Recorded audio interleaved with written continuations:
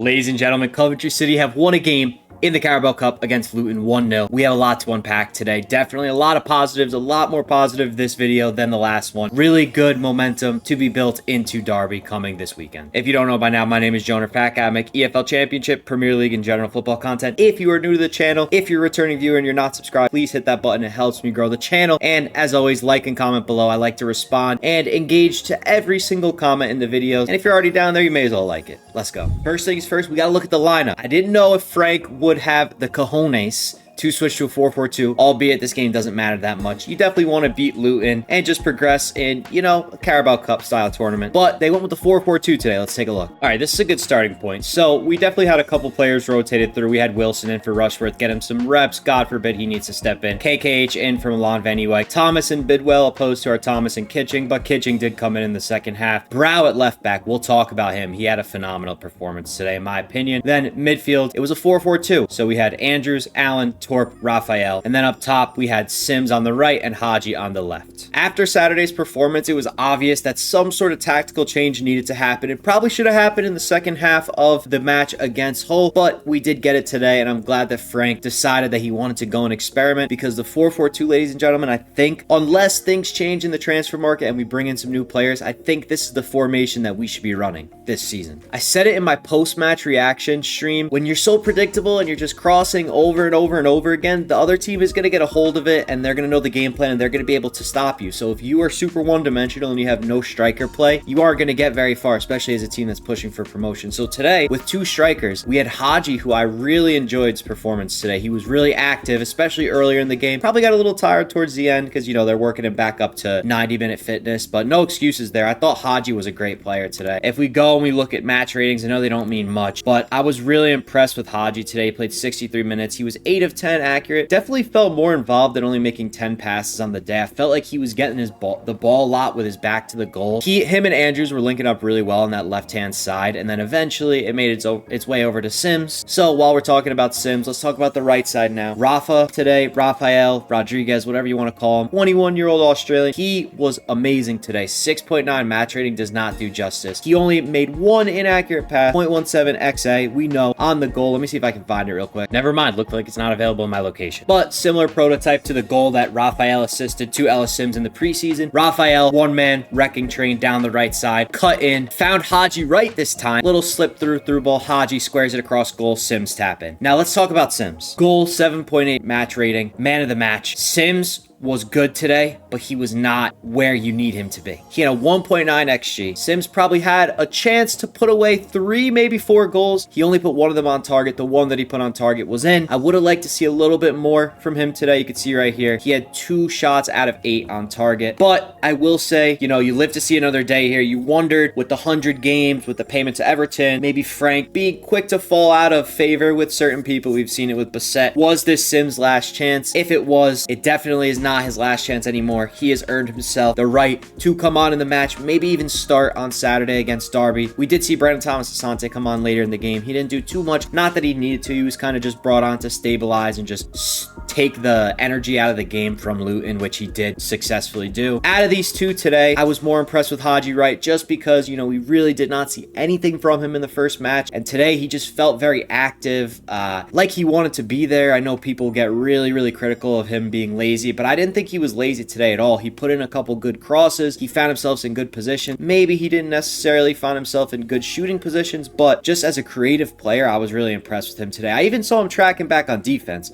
which of course no one's going to mention because they love to throw him under the bus for being lazy. But he made 2 or 3 good tackles today. Not that he needed to help Brow out, but he was helping Brow out. We'll talk about Brow quickly next. I just want to laugh at a tweet real quick, and I'll blur it out, but someone says, Haji Wright shit scared of going in for the header properly and misses the ball. I really do question his bottle. I'm not going to go find the replay because it's not worth my time, but he legitimately dove directly into the keeper. So I have just realized people will just never be happy with him. I don't know why, so I'm just going to let it go in one ear out the other, but really just sit back and take a look at yourself and just think about his performance today. I don't know how you can nitpick something so small like that. Anyways, moving on. Not giving any more of my energy. Miguel Angel Brow.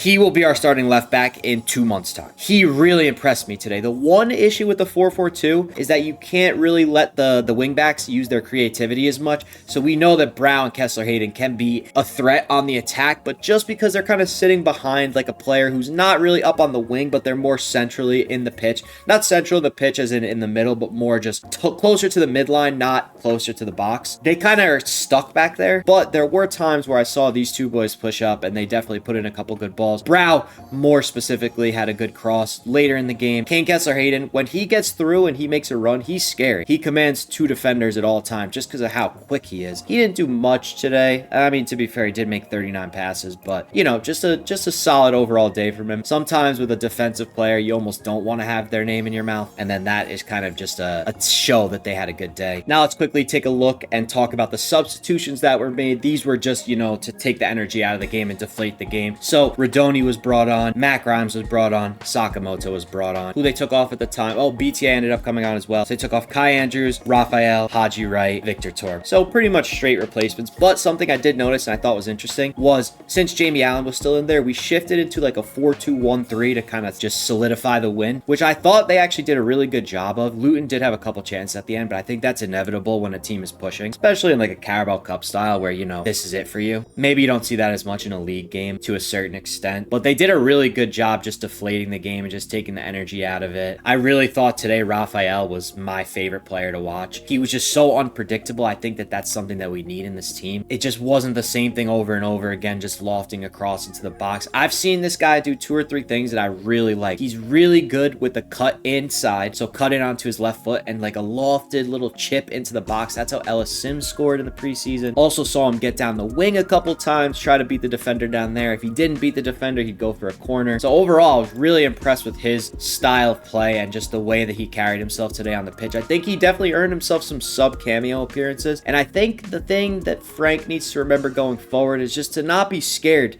to change things up in a league game. At the end of the day, it's 46 matches, you know, 45 remaining. There's so many games. He doesn't need to be scared to bring on someone like Kai Andrews, someone like Raphael, who maybe isn't proven in the championship, but you know, when they get the chance, the fact that both of these guys stepped up today in their one small opportunity was really a positive sign, considering the lack of squad depth is definitely something that everyone's been concerned about. This shot right here, I'm not going to be able to show it, but Kai Andrews, very similar to the Rafa hockey assist, so the second to last man to make the pass, where he took the ball down the pitch himself, he put it out wide to Haji, right? Haji beat a defender, and then he just quickly, if you look on my mouse, tapped it, low driven right here. Unlucky to get the shot block, definitely would have been going in. If not, that would have been a huge confidence boost. But either way, I think both of these guys are going to go to bed tonight feeling very happy. And most importantly, the man at the top, I can't find him anywhere. I don't know where he would be. Frank Lampard. He is going to be a happy man today because they look infinitely better. There are obviously still things that, you know, can be improved on. Sims is a confidence player. Sims was starting to get his confidence back. After he scored, he had a really good 20 minutes where he just looked like he had infinite stamina. He was making runs. He was tracking back a little bit. But, you know, those missed chances definitely can come back to haunt you. Today, they weren't because, you know what? Despite maybe us being super thin at the back, we look very sound defensively with Kitching, Thomas. Even Jake Bidwell did a good job today. Not that, you know, Luton really were pushing too much up. They did have a ton of shots, to be fair. They did have 13 shots, but we did a really good job at the back today. And I think a testament to that is the fact that when we were in the 4-4-2, our fullbacks were never getting hung out to dry because they were sitting so far back. So maybe it hinders the attack a little bit, but it pays off on the defensive side. As the game shifted on and we shifted into that 4-2-1-3, you definitely saw Brow and Kane Kessler-Hayden getting up more, where they felt a little bit more comfortable and they were able to make stuff happen. I think that was more just the winning formation where they needed to take the energy out of the game. If the game was 0-0, I don't think they would have changed, but who knows? Ton of season ahead of us, tons of tactics to discuss, but those are just some of the main points that I saw today. So just to summarize, I would like to see a 4-4-2 against Derby County. I would like to see Grimes and Radoni in the center. I would like to see, if EMC is fit, try him on the left side. If not, I'm good with Kai Andrews again. On the right, you're going to have to go Sakamoto just because of precedence, but I wouldn't mind seeing a Raphael substitution. If Raphael can play on the left side, sure. sure. Now, up top, I want to see it run back. I want to see Haji.